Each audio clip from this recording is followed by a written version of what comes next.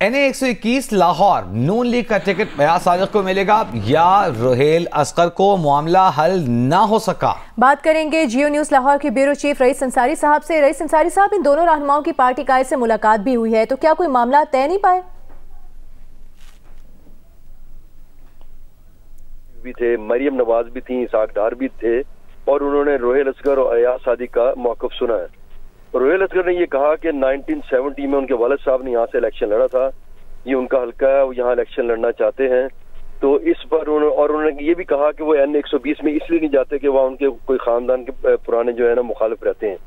इस पर अयाज सादिक ने ये कहा कि अगर 1970 में उनके वालिद साहब ने यहाँ इलेक्शन लड़ा था तो रुहेल असगर ने 2018 में यहाँ से इलेक्शन क्यों नहीं लड़ा। उन्होंने कहा कि NA 121 में जो है 56% हल्का बंदियों के बाद उनका एरिया आता है। तो उन्होंने क़यादत को ये कहा कि अगर आप समझते हैं कि मेरी टिकट बनती है दे दें, अगर नहीं बनती तो बेशक ना दें।